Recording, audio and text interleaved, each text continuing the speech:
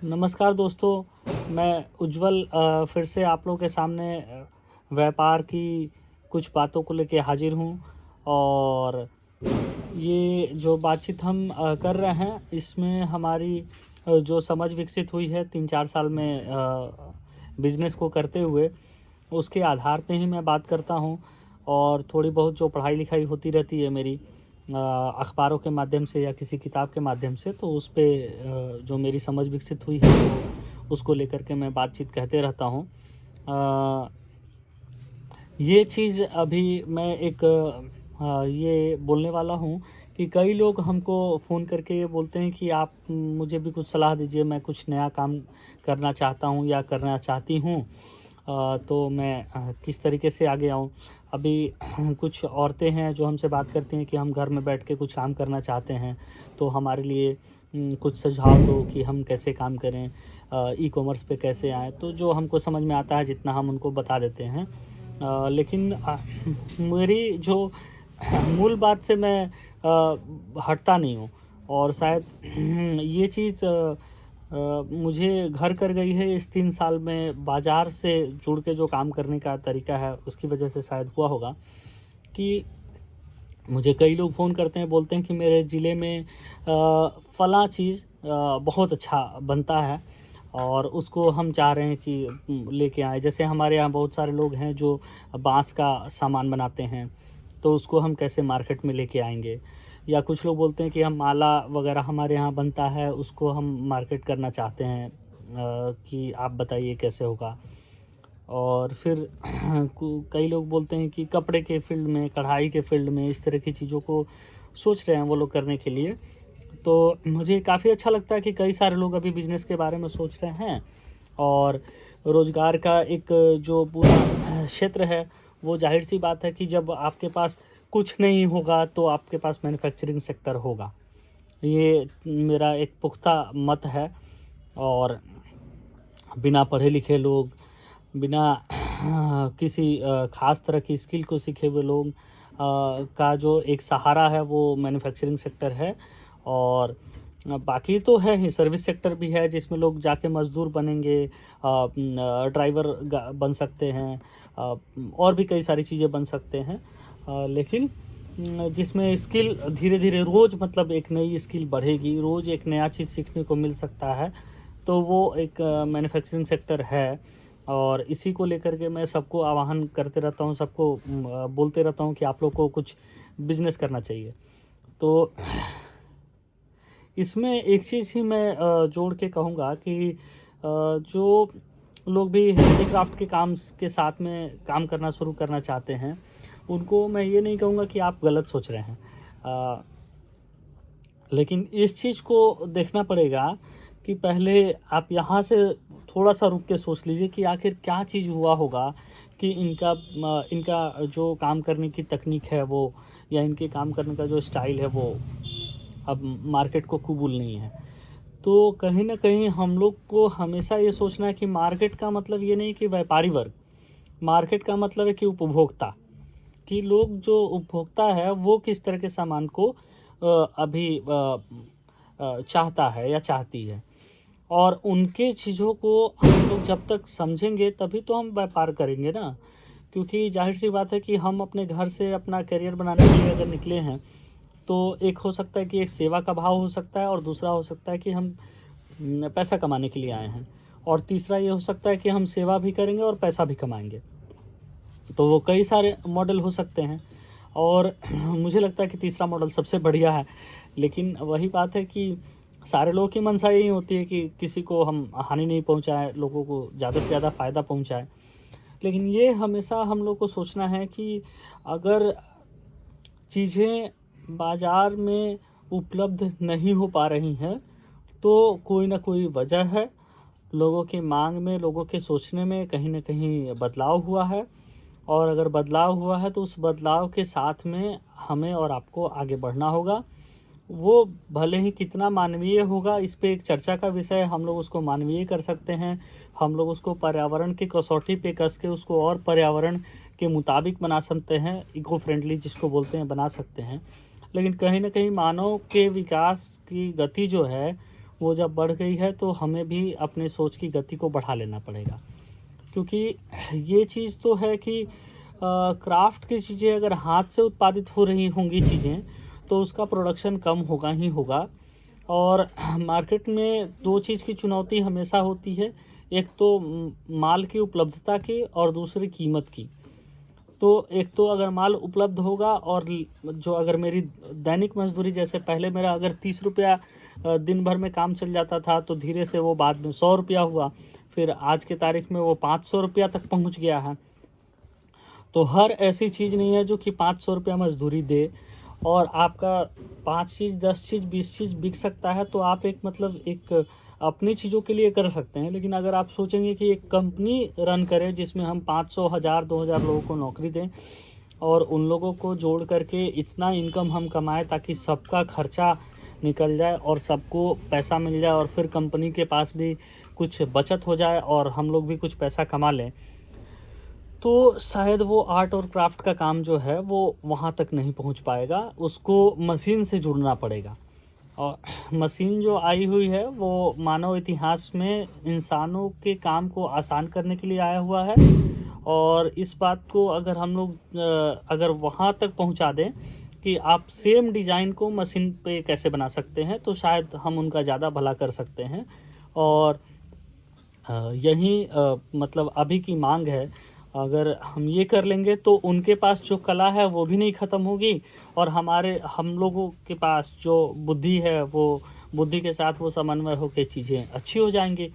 और जाहिर सी बात है कि हमेशा अगर इस तरीके से चीज़ें नहीं हो पाती हैं और जब होती हैं तब संस्कृतियों के आदान प्रदान से कई बार बहुत नई चीज़ हो जाती है। तो अब संस्कृति का भाग बहुत बट गया है। अभी कल्चर का मतलब ये भी हो गया कि ऑनलाइन कल्चर, अंग्रेजी कल्चर, सॉफ्टवेयर का कल्चर, है ना। तो ये भी कहीं ना कहीं एक तरह का जो इल्म है वो कहीं ना कहीं एक तरह का मतलब वर्किंग कल्चर इसको बोलते ही हैं। तो वो वर्किंग कल्चर को बदलने की ज़रूरत है हम लोगों को। अब ये देखिए कि जो मैन्युफैक्चरिंग का जो सेक्टर है वो बहुत ही मतलब भावनात्मक है और सामाजिक है, सामाजिक समरसता से भरा हुआ सेक्टर है। और इस वजह से इसमें जो हम लोगों को काम करने की ज़रूरत इसलिए है क्योंकि मतलब गांव में बैठा हुआ आदमी और शहर में बैठा हुआ आदमी दोनों एक साथ में जुड़ के जैसे आज के तारीख में मतलब यूएस में बैठा हुआ इंसान या कंपनी इंडिया में बैठे हुए लोगों को काम दे रहे हैं और इंडिया में बैठे हुए लोग एकदम गांव में बैठे हुए किसी इंसान को वर्क फ्रॉम होम का काम सौंपे हुए हैं। तो हम लोग अपने मैन्युफैक्चरिंग सेक्टर में ये कैसे कर सकते हैं और इस चीज़ को जो मजबूती देने का काम है वो आपको इसकी चुनौती जो इसका जो निराकरण है वो उसका हल सर्विस सेक्टर के लोगों के पास ही है कि आप किस तरीके से करें। जैसे वो ये कर सकते हैं कि फास्ट डिलीवरी सिस्टम रख के, कम पैसे में डिलीवरी सिस्टम रख के, है ना। तकनीक को कितना जल्दी मतलब अब जैसे एक प्रोडक्शन हो रहा है सपोज़ कि कहीं पे जैसे मुरादाबाद में अगर ये बन रहा है कांसे का बर्तन जो बन रहा है वो कितना जल्दी एकदम दिल्ली चले आएगा। तो ये सोचना है कि एक दिन में दिल्ली आ सकता है क्या। तो ये सर्विस सेक्टर की चुनौती है। और वहाँ पे जितने सारे लोग हैं उनको नाम वाइज वो लिस्टिंग हो सकते हैं क्या कि कौन लोग हैं, फलाना लोग हैं जो ये कांसे का बर्तन बनाते हैं, पित्तल का बर्तन बनाते हैं, पॉलिश का काम करते हैं। तो ये लिस्ट आ सकता है क्या, या ये लिस्ट आ सकता है क्या कि कांच की चूड़ियाँ बनती है राजस्थान में या उत्तर प्रदेश में कि कांच की चूड़ियाँ बनाने वाले कौन लोग हैं और उन लोगों तक हम लोग कैसे पहुंच सकते हैं। तो ये हालांकि इस पे काफ़ी काम हुआ है। इंडिया मार्ट करके एक वेबसाइट आई है, उसने अच्छा काम किया है, लेकिन और काम करने की गुंजाइश है और सरल करने की गुंजाइश है। और अब यूट्यूब पे लोग बहुत सारे लोग आते हैं, बताते हैं अपने काम के बारे में कि हम फलां करते हैं, लेकिन उसका जो पैकिंग का सिस्टम है, उसका जो डिलीवरी का सिस्टम है वो कैसे आसान होगा, ये बहुत बड़ी बात है। और इसको लेकर के मतलब एक पैकिंग के लिए भी बहुत मुश्किल होता है कि मैं कैसे ठीक से माल पैक कर लूँ और भेज दूँ। तो क्योंकि मैन्युफैक्चरिंग सेक्टर में सामान का आदान प्रदान होना है, गुड्स है ये, तो इसमें 3 है ही, वज़न है, इसकी पैकिंग है, इसका एक जगह से दूसरे जगह जाना है, और ये कितना सरल होगा ये कितना सरल होगा, ये कितना अच्छा होगा, इस पे हम लोग को सोचने की ज़रूरत है। जो हमारे यहाँ एक और चीज़ों की सोचने की ज़रूरत है कि कैसे हम लोग जो काम करते हैं गांव में बैठे हुए लोग, अगर वो नया काम करना चाहते हैं कोई भी, तो उनके लिए इंसेंटिव क्या है कि वो किस तरीके से शुरुआत करें। हमारे सेक्टर में तो शुरुआत ही होती है कि पैसा पहले लेके आओ और तब जाके हम तुमको कुछ करेंगे। तो हमारा जो जुगाड़ पानी का खर्चा ही 1,00,000-2,00,000 रुपये का है, और वो 1,00,000-2,00,000 रुपया ऐसा होता है कि मतलब जिस क्षेत्र से हम लोग आते हैं, इसीलिए कोई हिम्मत नहीं करता है कि जल्दी, जैसे मुझे मशीन ही लेना हुआ तो मुझे एक डर था कि मैं अगर 10 मशीन ले लूँ तो मैं चलाऊँगा कैसे, जबकि 10 मशीन की कीमत 20,000 रुपये के हिसाब से 2,00,000 रुपया है। मैं कहीं ना कहीं से इंतज़ाम करके ले सकता हूँ, लेकिन 10 मशीन ले लूँगा तो चलाऊँगा कैसे। तो ये चुनौती है हमारे लिए, इस वजह से हम 10 मशीन लिए नहीं। तो वो 1 मशीन, 2 मशीन, 3 मशीन से हम आगे बढ़े, है ना। तो इसी तरीके से वो 1 मशीन, 2 मशीन, अब जैसे मैं तो थोड़ा सा मेरी ऐसी क्षमता है कि मैं पैसे का इंतज़ाम कर सकता हूँ। जो लोग नहीं कर सकते हैं उनके लिए वो 20,000 रुपये की एक मशीन जो सेकेंड हैंड 14,000, 15,000 की मिलती है, वो लेना भी बहुत मुश्किल है। तो उन लोगों के लिए एक मतलब कुछ होना चाहिए, कि उनको एक फाइनेंशियल सपोर्ट सिस्टम एक होना चाहिए ताकि वो लेके अपना काम करें।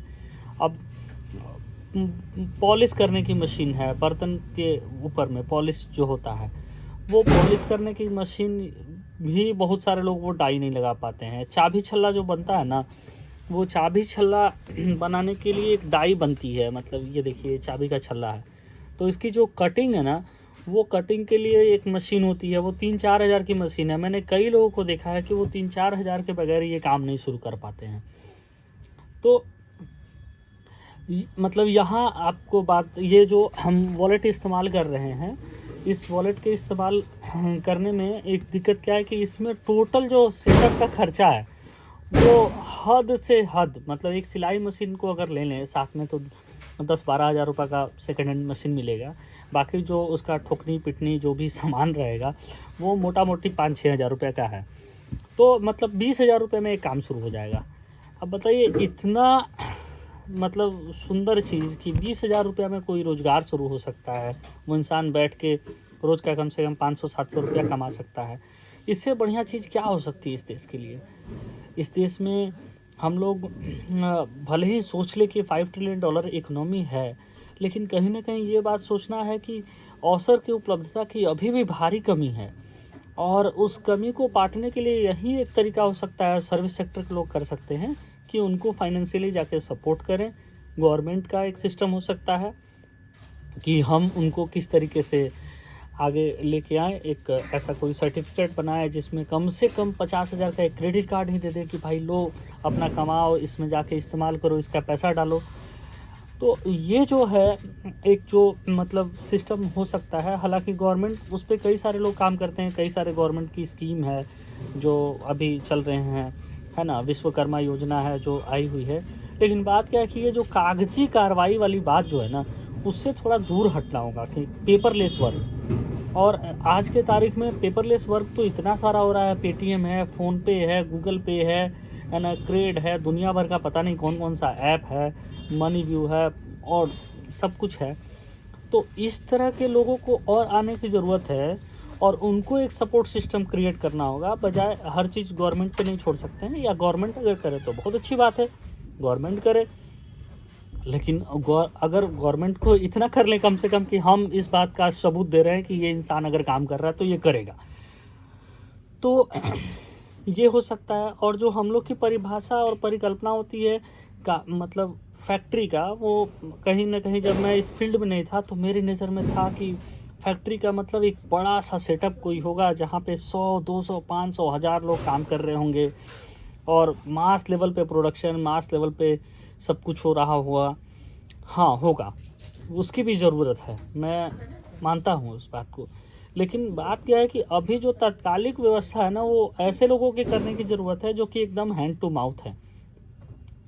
और उनका मतलब जिस शहर में वो हैं, जिस जगह पे हैं, जिस घर से वो काम कर रहे हैं, उस जगह, उस घर को, उस स्थान को, सरकार को उस काम के लिए वो रेगुलराइज़ कर देना चाहिए, ताकि वो कम से कम अभी कम खर्चे में अपने घर से वर्क फ्रॉम होम करे। जब वर्क फ्रॉम होम का कल्चर डेवलप हो गया कोविड के बाद से, तो फिर सारी चीज़ों में हो जाना चाहिए, है ना। और ये तो बाज़ार ने ऑटोमेटिकली सब लोग को, बीमारी ने ऑटोमेटिकली सब लोग को वर्क फ्रॉम होम का कल्चर सिखा दिया।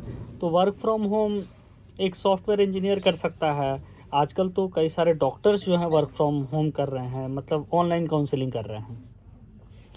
तो हम लोग तो वर्क फ्रॉम होम क्यों नहीं कर सकते हैं? तो सरकार को एक मानक खींच देना चाहिए कि क्या हज़ार्डस है, मतलब ख़तरनाक चीज़ है जो आप घर से नहीं कर सकते हैं, और क्या घर से कर सकते हैं। तो ये एक बहुत फ़ायदा हो जाएगा, क्योंकि जितने लोग घर से काम करते हैं ना, सरकारी पॉलिसी के हिसाब से उसमें बहुत संशोधन की ज़रूरत है। वो हमेशा वो उनके सर पे एक तलवार लटकी रहती है कि ये इलीगल है, और किसी भी एमसीडी का कर्मचारी आएगा और उसके ऊपर में आके वो म्युनिसिपल कॉर्पोरेशन का कर्मचारी या कोई पुलिस वाला आएगा और बोलेगा, हाँ भाई तुम्हारा यहाँ पे कैसे तुम काम कर रहे हो, तुमको इजाज़त किसने दी काम करने की। तो ये जो एक चुनौती है ना, ये आम मैन्युफैक्चरर के पास, जो छोटे मैन्युफैक्चरर है उनके पास में हमेशा रहती है, और इसको लेकर के काम करने की ज़रूरत है कि हम लोग कैसे उसको मतलब मैं बोल नहीं रहा हूँ कि मेरे पास कोई पुड़िया है, मुझे पता है कि ये कैसे ठीक हो सकता है, बट इस पे एक विचार होना चाहिए कि किस तरीके से इस प्रॉब्लम का समाधान हो, ताकि लोग अपने छोटी जगह पे, वहाँ पे रेंट कम लगेगा, वहाँ पे एक पहले से जो लोग हैं अपनी कम्युनिटी के आसपास के लोगों के साथ रह के उसकी सबसे ज़्यादा पहचान है, वहाँ पे वो सबसे ज़्यादा माल बेच पाएगा। अब जैसे अगर मैं अपने गांव में रह के ये काम करूँ तो मुझे ऐसे ही 2-4-5 गांव के लोग जानते होंगे, तो या हम 2-4-5 गांव के लोगों को जानते हैं, तो हमको वहाँ माल बेचना ज़्यादा आसान है। तो इस तरह का कुछ सिस्टम सेटअप करना पड़ेगा गवर्नमेंट को कि वो इस पॉलिसी के लेवल पे वो कर ले। बाकी तो बाज़ार अपने कामों को खुद से कर ही लेता है, और लोग भी करते ही रहते हैं। ये एक रेगुलेशन की प्रॉब्लम है जिसकी वजह से वो सिर्फ मैं इंगित करा रहा हूँ, क्योंकि हम लोग जहाँ पे हैं वहाँ पे ये हमेशा एक दिक्कत लगी रहती है कि ये ऑथराइज़ नहीं है जगह, तो इसको आप लोग कुछ कीजिए। तो एक तो है क्या कि मेरा 3-4 मशीन लगा हुआ है, तो वो घरेलू उद्योग में आता है, तो ज़्यादा कोई दिक्कत की बात नहीं है। लेकिन मैं अगर 5-10-15 मशीन की सेटअप करूँगा तो मुझे दिक्कत होगी। तो इस तरीके से बाकी लोगों को भी दिक्कत होगी। अब कई सारे कारखाने जो अखबार में पढ़ते रहते हैं हम लोग कि अवैध कारखाने, तो वो अवैध कारखाने का जो एक वो है, उसको थोड़ा सा हम लोग को सरकार को सिंप्लीफाई कर देना चाहिए। अब इतनी सारी चीज़ों में संशोधन हुआ है, इतनी सारी चीज़ों में सरकार ने काम किया है ना, तो इसमें भी थोड़ा सा काम हो जाता तो अच्छा रहता, और इससे बहुत लोगों का भला होगा। एक मतलब लोग बाग खुल के और काम करते, और जो लोग कम पैसा में नया काम करना चाहते हैं उनके लिए भी एक अवसर होता कि हम लोग काम कर सकते हैं। तो ये एक मेरी छोटी सी बात थी। दूसरी बात क्या है कि हम लोग हमेशा जो चीज़ों को सोचें, वो मैन्युफैक्चरर्स ये सोचें कि किस तरीके से ऐसे माल का उत्पादन भी हो कि आसानी से हम लोग ई-कॉमर्स के बाज़ार से जुड़ जाएं और वहाँ पे अपना कारोबार कर सकें। हालांकि ई-कॉमर्स में भी बहुत सारी दिक्कतें हैं उसको करने के लिए, क्योंकि उसका डिलीवरी सिस्टम और उसमें जो कोरियर रिटर्न्स के इशू है वो बहुत ज़्यादा है, और उससे जो सेलर हैं वो काफ़ी परेशान हैं।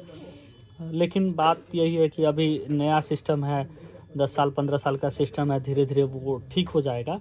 अब अगर फ़र्ज़ कीजिए कि एक तरीका ये हो कि हम जैसे बैग बेच रहे हैं और हमें दिल्ली के कोई लोगों किसी को भी बैग चाहिए, तो सेम डे में डिलीवरी होगा। तो अब क्या होगा कि जस्ट आप जैसे ऊबर है, ओला है, वो जो बाइक राइडर चलाते हैं वो लेगा और ले जाके दे देगा। तो उसमें क्या होगा कि एक तो डिलीवरी सिस्टम फास्ट हो जाएगा, और फिर रिटर्न का और इन सब चीज़ों का चक्कर थोड़ा सा मुझे लगता है कि कम होगा, क्योंकि जाहिर सी बात है कि वहाँ पे जो होगा कस्टमर सेम डे में बातचीत हो रही है उससे, और उसको चाहिए होगा कि भाई बैग हमारे यहाँ से करोल बाग से लेगा, पंजाबी बाग जाके छोड़ देगा। तो वहाँ पे क्या है कि आपको कस्टमर से कम्युनिकेशन हो जाएगा कि क्या आपको ये चाहिए, और ये कम्युनिकेशन नहीं हो पाता है हम लोगों को कस्टमर से। तो ये बहुत दिक्कत है। ख़ास करके ऐसा कोई सिस्टम बने कि सेम सिटी में अगर डिलीवरी का कोई सिस्टम है जहाँ पे बाइक से जाके डिलीवरी हो सकती है, तो वहाँ पे कम से कम बायर और सेलर के बीच में एक कम्युनिकेशन हो जाए। और ये एक टेक्निक आप विकसित करने की बात है जो कि अपना ई कॉमर्स के लोग कर सकते हैं, और नया लोग इस तरह का कोई सिस्टम ला सकते हैं कि हम इस तरह का एक मॉडल आपको ला के दे रहे हैं।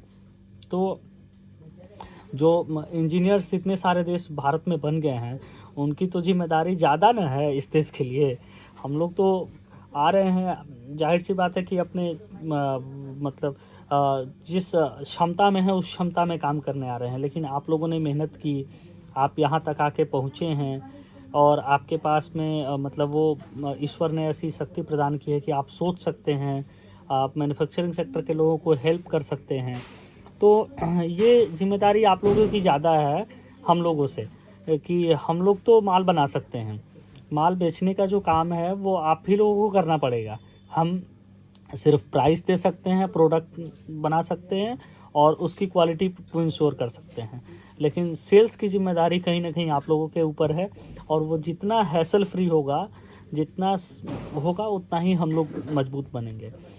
तो ये एक हमारा कहना था कि आप लोग इस बारे में सोचिए, और हमेशा ये सोचिए कि हम कौन सी ऐसी प्रॉब्लम का समाधान करेंगे मैन्युफैक्चरिंग सेक्टर के लोगों से। और एक लार्ज सेक्टर में आप लोगों को डायलॉग की ज़रूरत है मैन्युफैक्चरिंग सेक्टर के लोगों को लेकर के।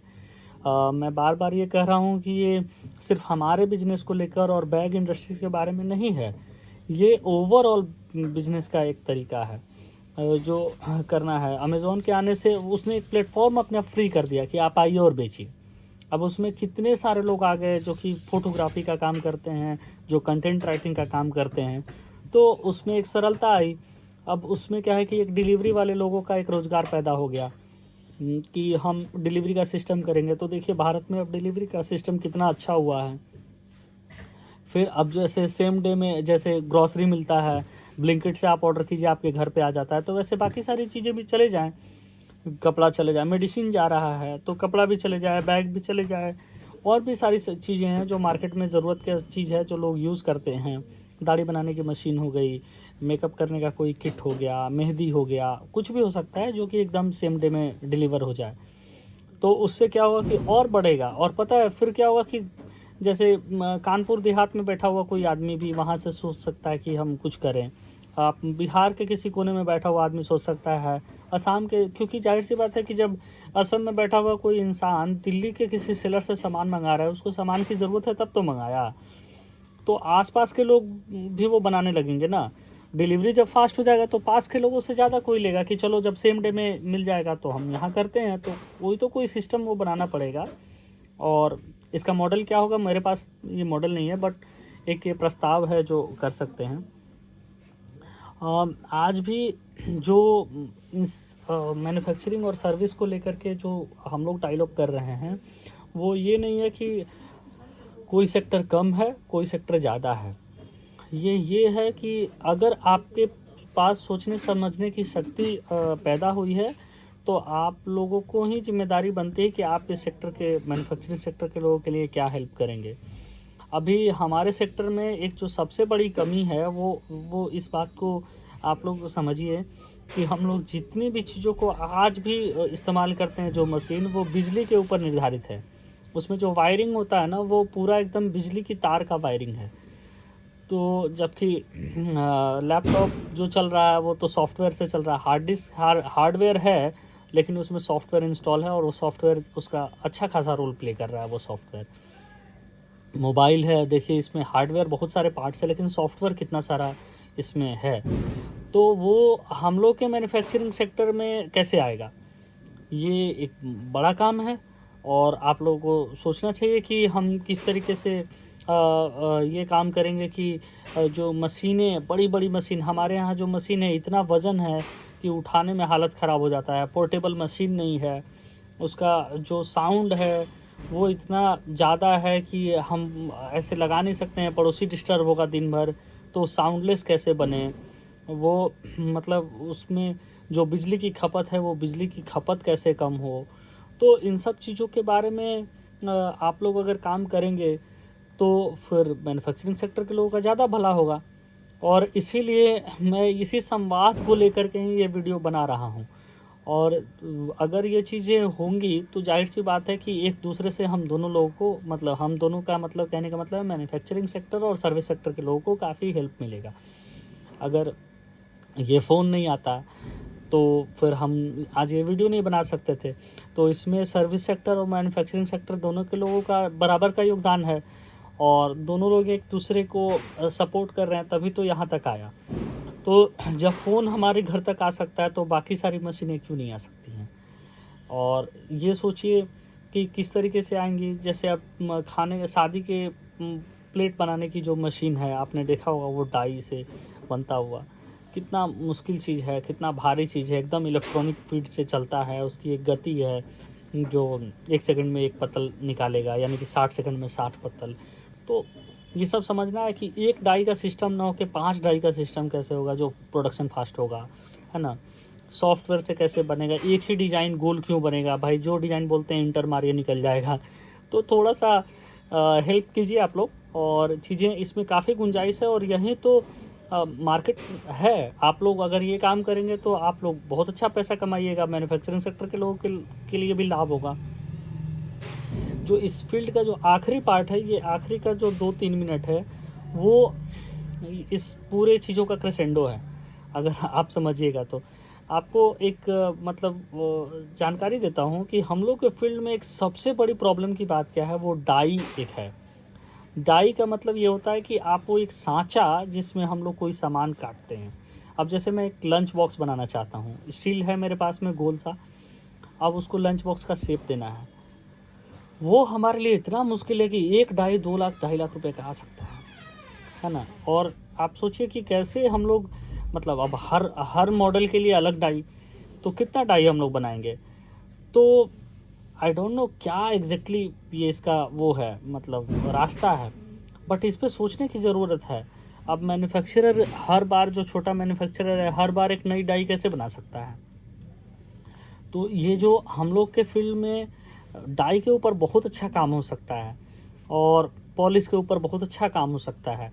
तो इस चीज़ की जो जानकारी है वो आप जब हम जब अपनी बात को कहेंगे और आप लोग जब हम लोग की बातों को सुनिएगा और आप लोग जब हम लोगों से बात कहिएगा तो शायद कोई ना कोई रास्ता निकलेगा। और इसीलिए मैं ये संवाद कर रहा हूँ ताकि ये चीज़ें मजबूत हो और मैन्युफैक्चरिंग सेक्टर भारत में काफ़ी मजबूती से बढ़े और सर्विस सेक्टर भी इसके साथ में काफ़ी मजबूती से बढ़े। क्योंकि ज़ाहिर-सी बात है हम लोग तो गुड्स तो उपयोग करेंगे ही, क्योंकि ये हेडफ़ोन है तो हम कहीं न कहीं से लाएँगे ही, जैकेट है कहीं न कहीं से लाएँगे, पर्स है कहीं न कहीं से लाएँगे, पेन है कहीं न कहीं से लाएँगे, लैपटॉप लाएँगे, टेबल लाएँगे, कुर्सी लाएँगे। तो मैन्युफैक्चरिंग तो होना ही है। अब ये है कि किस तरीके से होना है, कितना होना है, हम लोग को मतलब इम्पोर्ट पे निर्भर रहना है या हम लोग को खुद अपना बनाना है। और अपना बनाएँगे तो तकनीक भी चाहिए हमें, तो तकनीक हमें कौन देगा? तो ये सब बातों पे विचार करने की ज़रूरत है। तो आज जो हमने बात करी अपनी इस पूरे वीडियो में, वो हमने मतलब बात हैंडीक्राफ्ट से शुरू करके और फिर हम अ, एक पॉलिसी लेवल पे एक बात की है और तीसरा हम ये सॉफ्टवेयर के फील्ड में जो एक हमारी जो समझ है वो हम कर रहे हैं। और इसी तरीके से आगे भी हमारा वीडियो आते रहेगा और समय निकाल के देखते रहिएगा। मैं ये नहीं कहता हूँ कि चैनल को सब्सक्राइब कर लीजिए और लाइक कर दीजिए और शेयर कर दीजिए, ये तो ज़िम्मेदारी आप लोगों की बनती ही है। आप लोगों को जब अच्छा लगने लगेगा तो आप लोग खुद ही लाइक कीजिएगा, खुद ही शेयर कीजिएगा, खुद ही कमेंट कीजिएगा, अगर मेरे कंटेंट में दम होगा तो। ठीक है, तो आज के लिए मैं यहाँ पे अब विदा लेता हूँ और उम्मीद है आप लोग आगे भी हमारा वीडियो देखिएगा। तब तक के लिए नमस्कार।